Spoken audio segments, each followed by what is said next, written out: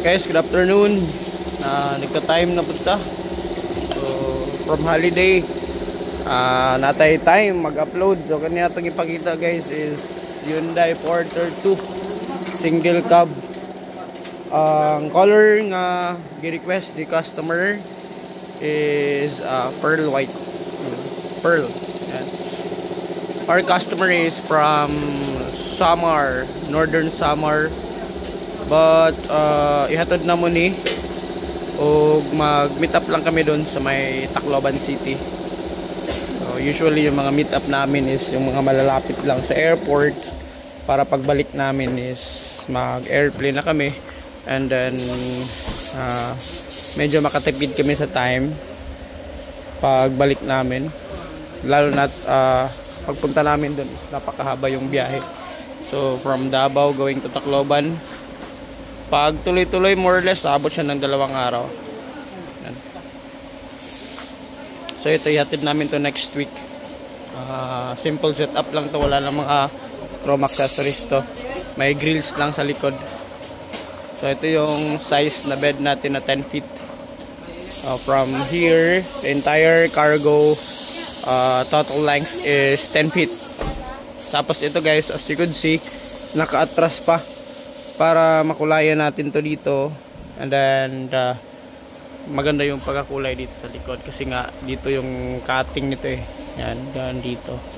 So, para pulidong pulido yung pagkatrabaho dito sa likod. Yung chassis natin, actually pinarecon ko na to. Recondition na yung makina nito before ko pinapinturahan kasi medyo nakabakante tayo ng mga trabahante, so pinauna ko na yun. Then currently ito yung open brake pa to nito. So sa likod at saka sa harap brand new yung ating brake show, then sa harap naman brand new yung ating brake pad.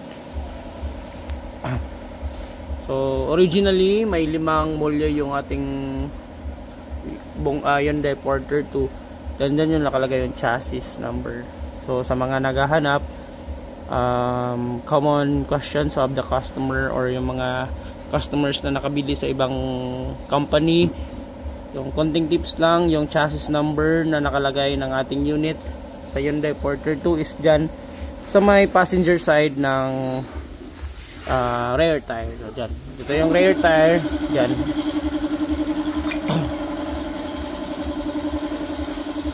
Check natin dito kasi nag-open brake sila dito. Yan. So open brake, linis yan lahat. Tapos palit tayo ng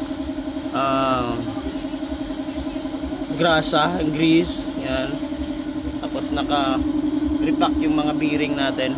So we thoroughly check the bearing of each unit para ma-make sure namin na pulidong pulido yung maibalik namin. Tapos brand new yung ating mga rubber cups. So ito napalitan na. Ito brand new na to. Ito brand new na rin to. Tapos lahat nililinisan. Ito. So ito yung proseso sa pag check namin ng mga brake system. Saka dito naman guys, dito yung isunod natin. As you could see, very lowered kasi hindi pa nakakabit yung ating torsion. So torsion type to guys, 4x2 na double tire sa likod, single tire dito. Yung size ng tire doon is 12 and dito is 15. Pag itaas or ikabit na yung torsion, mag-lift up na to siya guys.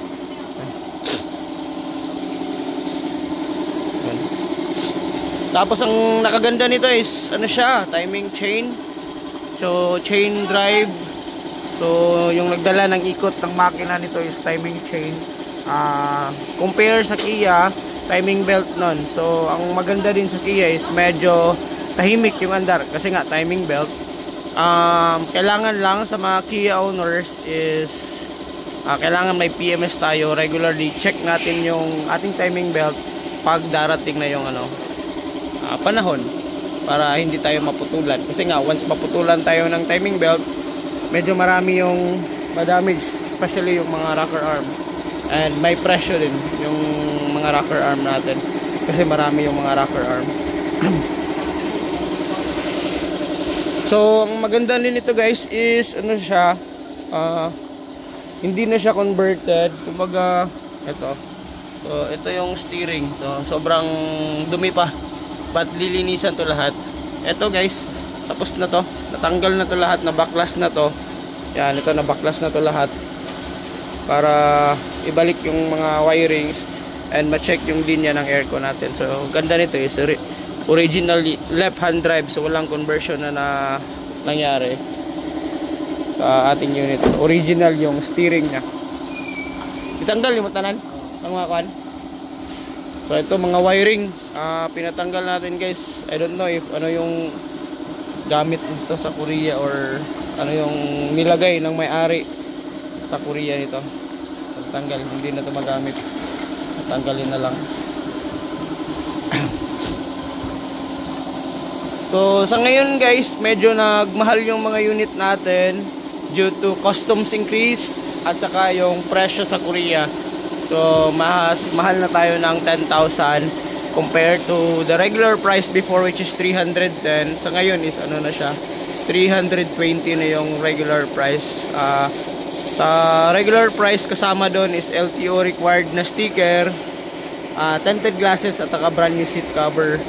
So ang hindi lang doon mga kasama is yung bumper, ito yung bumper na stainless, at saka yung step board sa likod, or yung mga chrome accessories, or yung mudguard, yung mga ganon. Those are additional, and for the price, we have a specific price list nun. So sa mga interesado or may mga plano kumuha, we can send you price list. Pwede nyo ma-search yung aming Facebook page na Jason Bongo Channel din. Kasi doon is ano, we can send you the price list. Kasi dito sa YouTube is sobrang bihira lang namin makareply sa mga messages, especially in the comment sections. Kasi nga sobrang busy, and then mahirap din. Kasi matabunan na yung mga reply. Ang dami kasing nagka-comments. Ito.